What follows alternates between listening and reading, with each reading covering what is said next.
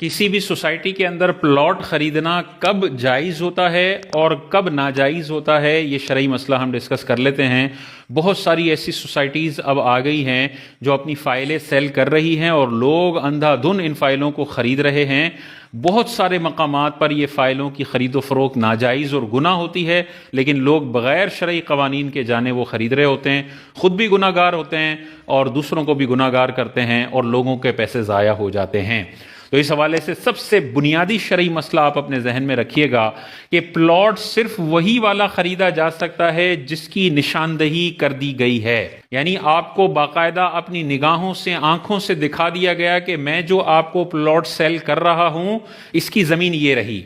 यहां से शुरू होगी, यहां पर खत्म होगी और चौड़ाई इसकी इतनी होगी और ये मार्किंग हो गई है, ये आपको प्लॉट बेचा जा रहा है। तो ये वाला प्लॉट खरीदना भी जायज़ और इसको खरीदने के बाद आगे प्रॉफिट पर बेचना भी जायज़, ये आमदनी आपके लिए हलाल है।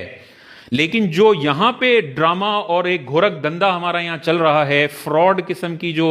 स्कीम्स हैं, उसके अंदर वो ये होता है कि बस बता देते हैं कि ये पूरी टोटल ज़मीन है, इसमें कहीं ना कहीं आपका प्लॉट होगा। कहां पर होगा, बाकायदा स्पेसिफिक वो एरिया आपको जमीन वाला दिखाने के वो काबिल नहीं होते। ऐसी सारी जमीनें खरीदना नाजायज और गुनाह है और इन पर जितना मुनाफा हो रहा है वो हलाल आमदनी नहीं है, वो सारा इजाफी पैसा सदका करना जरूरी है। और ये इतना शानदार कानून है शरीयत का कि ये जितने भी लोग बेचारे इन घटिया ज़मीनों की प्लॉटिंग वाली फाइलों में फंसे हैं, अगर उनको ये शरई कानून पता होता तो कभी भी ये जिल्लत के साथ इतने पैसे बिल्डरों के हवाले ना करते। ये उसूल उनको पता होता तो वो बिल्डर से जाके कहते कि भाई तुम ये 80 गज की फाइल बेच रहे हो, ये मेरी ज़मीन कहाँ है? वो कहेगा कि अभी ज़मीन नहीं है,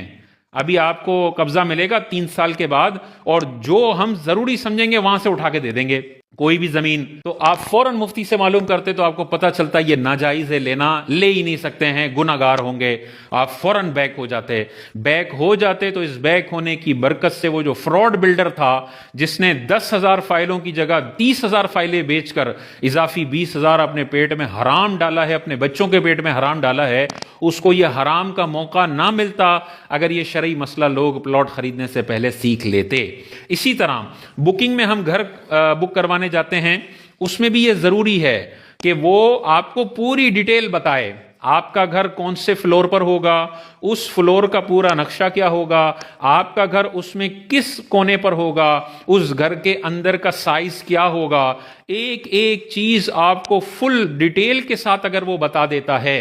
तो आप उस पे उसके साथ बुकिंग में घर खरीद सकते हैं। इसको बै इस्तिस्ना कहते हैं कि अभी घर मौजूद नहीं है लेकिन आप ऑर्डर